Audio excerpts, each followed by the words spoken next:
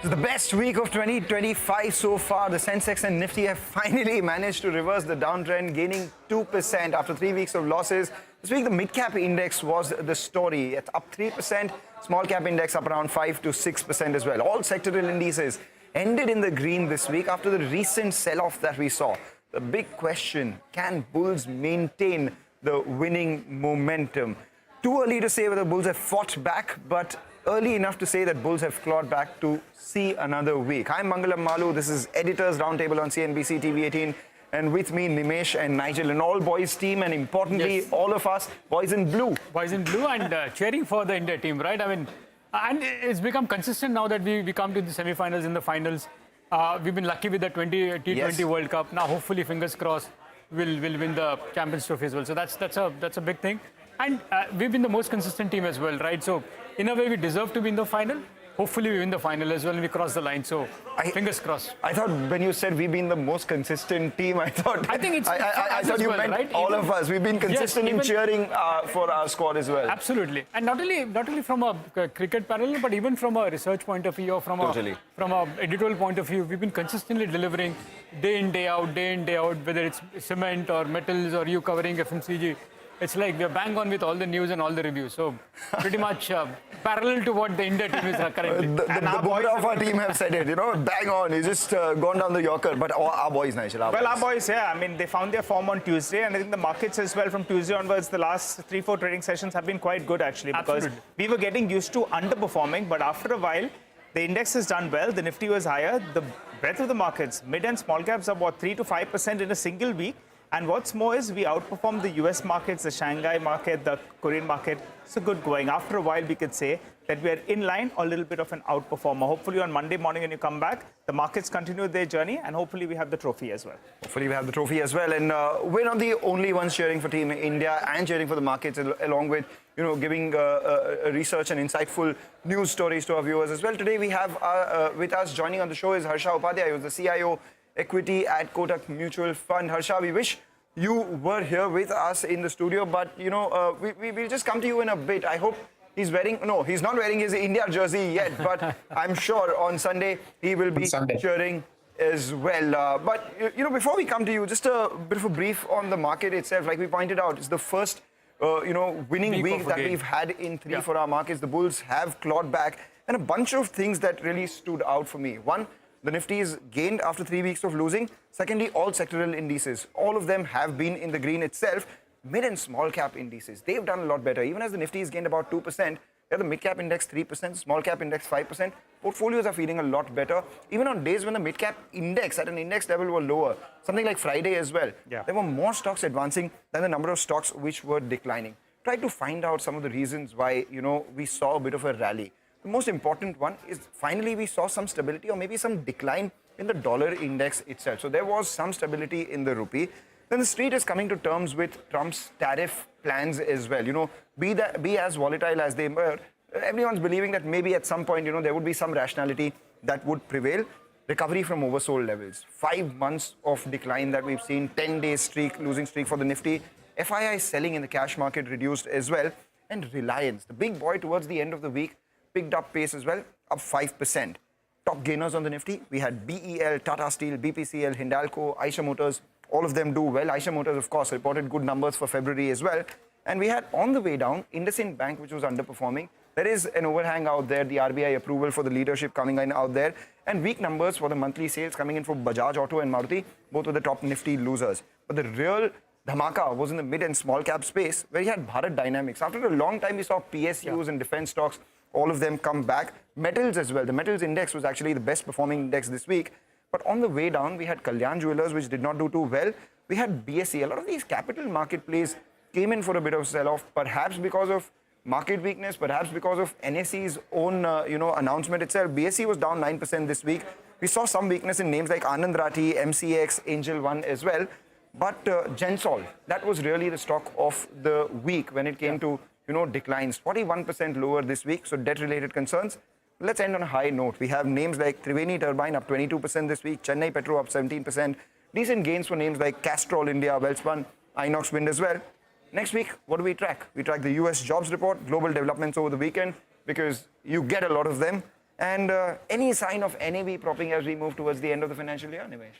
Well, Nigel, Mangalam, frankly, what all you pointed out was pretty much bang on, that these were the few reasons why market have seen a pullback. But I'll tell you, largely, it was oversold. There was a lot of pessimism in the market. Everybody was so much scared about buying anything or just looking at when I'll get a chance to exit. So that pessimism was so high that a pullback was pretty much on the cards, and it did bounce back. And if you remember, a couple of weeks back, I did highlight that at the margin, some of those high-frequency data has turned positive.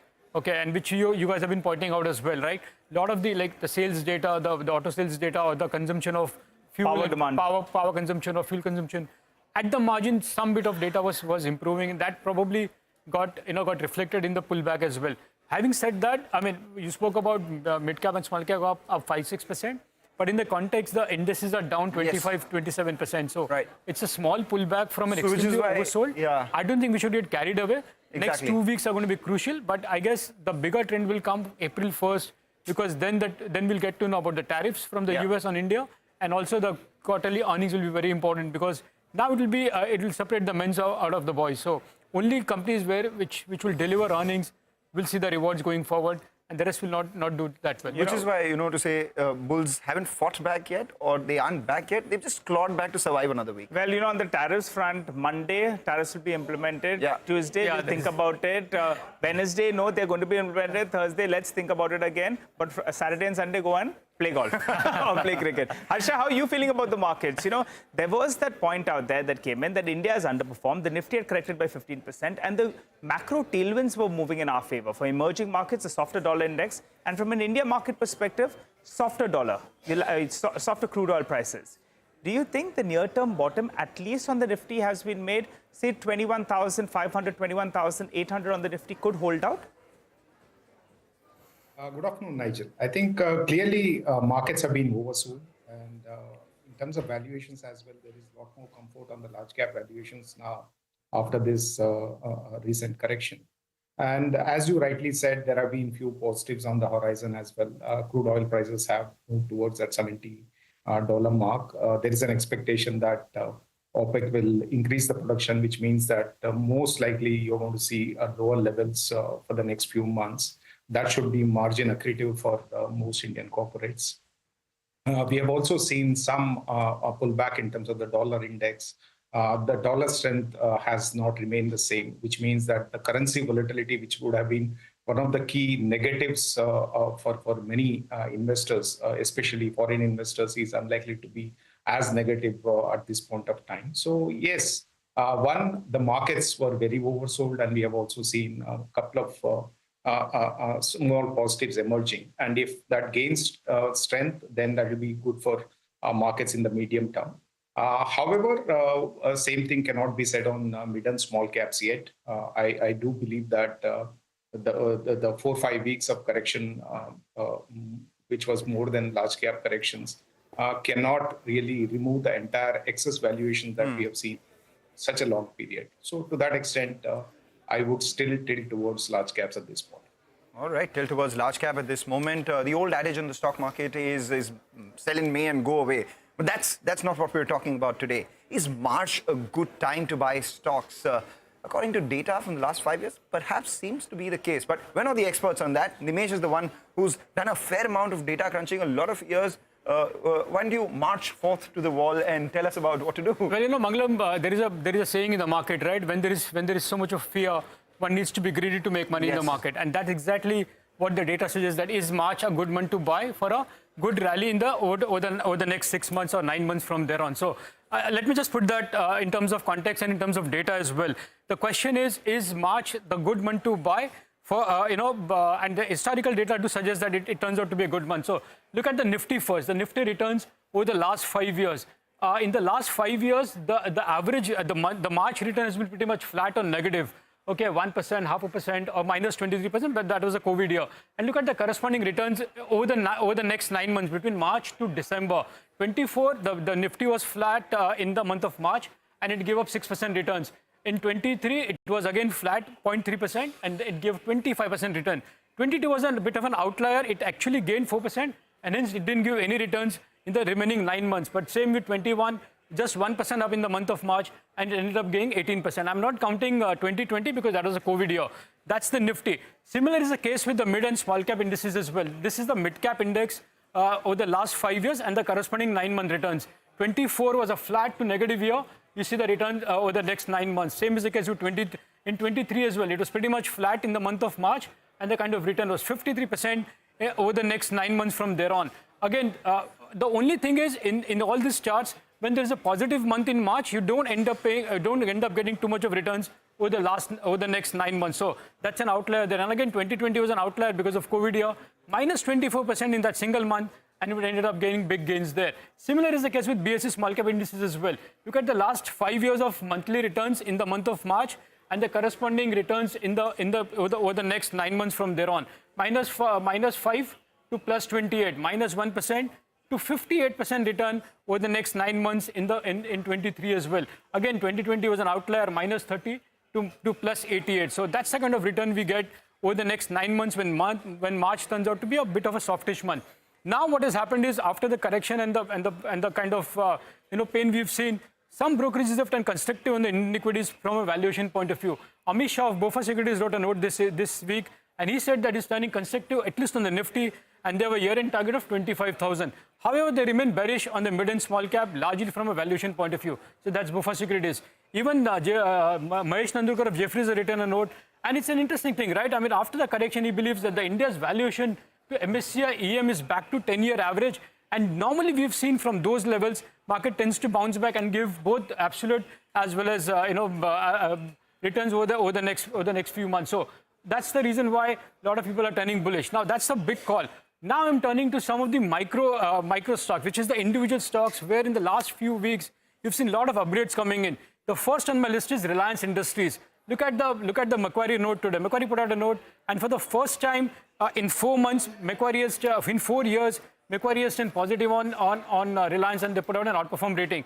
Even Kotak Securities has recently upgraded Reliance to a buy now, and they both believe that the risk reward is now favorable after the recent correction. The potential upside, according to the consensus, is close to 32% from Reliance from here on. So that's one big micro call. The other big report where there was upgrade was on the defense name. So, or maybe for the capital goods stocks. Kotak Institutional Equities, they believe that after the recent correction, it's time to bet on capital goods stocks. They actually upgraded Carbon Universal and Praj Industries to buy, and they've upgraded ABB and Thermex to add after the recent fall in those stocks prices. So that's Kotak Securities talking about the capital goods stocks. The third would be, again, Citi has put out a note this week on SBI. They've actually done a double upgrade on SBI to a buy from sell, and they believe that valuation after the correction is inexpensive, and they expect a potential upside of close to 25%. That was, again, a big upgrade coming there. The next is, again, a stock called Lupin. Even on Lupin, there have been a couple of upgrades coming in from the likes of Citi and Equirus. Both have upgraded the stock. They believe that the US launch momentum is going to be quite strong, and after the correction, valuation has become attractive according to those notes. So that was Lupin. Even the other big sector was EMS. We've seen massive correction in the EMS stocks, but after the correction, Investec put out a note this week. They've upgraded Sirma and Keynes to an hold, and they believe that the valuations become quite decent after the recent correction, and they prefer Ember and Dixon Enterprises in the EMS space. Similarly, CLS has put out a couple of high conviction upgrades, and one which stands out is Varun Beverages. They upgrade the stock to high conviction outperform. Target price of 770, a potential 70% upside from current levels. And even they believe that the risk reward is quite compelling after the recent correction. Similarly, CLS also put out a note on PFC, Harisi, again, upgrading both of them to high conviction outperform ratings. Even there, the correction has been quite sharp. And if you look at the target prices, most of them are pretty much bullish, and the upside targets could be between 50 to 70% on the strikes like RSC and PFC. So again, big upgrades coming there. And lastly, there was a Nomura upgrade on Alchem as well. Even there they believe that the underperformance was unwarranted, and after the correction, it's become an attractive buy at current level. So there was an upgrade on Alchem as well. So as I said, if you look at the historical data, if March has been a weak month, that's when one should buy, because when you buy the fear, that's the time you have to be greedy and you make good returns there. Take that point, Nimesh. Incredible data piece when it comes to the returns after March. From March to December, every time there has been a negative performance in March, you perhaps end up making more money as well. And just one more point with regard to the broader markets. We saw this trend of very, very soft, extremely soft Jan to March period. Even in 2016 and 2011. From 2016, the mid and the small cap index saw a super rally post that. We had a very soft period. But in 2011, actually, it went down from there. So I think what most experts believe that this is a 2016 kind of scenario where we'll have better times after getting an absolute punching in the first quarter of the calendar year. All right, so let's bring it to Harsha itself. Harsha, you said large caps is something that you're favoring more than mid and small caps. While it's very next to impossible to time the market, so to say, but between March and December, we have 3 quarterly earnings. A lot of people have written off the fourth quarter earnings. What's your sense? Do you think the worst of earnings is behind us? What kind of earnings growth are you penciling in? What sectors lead that? Mangalam, I think sequentially earnings should improve, at least for the large cap basket from here on is what we think. However, as you rightly mentioned, the fourth quarter earnings may not be too different than the third quarter earnings. So very unlikely that the next earnings season is going to give a very large positive momentum to the market on its own. However, I think going into June and September quarters, we should be able to see a better earnings growth. And also we are seeing, as we discussed, a moderation in terms of crude oil prices. And with a lag, that should impact positively in terms of the margin profile for many of the manufacturing companies. So our take is probably you will end up with 12 to 13% kind of earnings growth for financial year 26. Which is definitely a jump from where we are this year in terms of earnings. So yes, I think over the next couple of quarters, gradually you should start seeing a better earnings trajectory. And that's when I think markets would also start to follow that earnings moment. All right, we will take note of that, Harsha. Just hold on. We take a short break, come back, continue to decode this week's market action on the other side. Speak about an important sector, but more importantly, also get everyone's views on the game that is there on Sunday.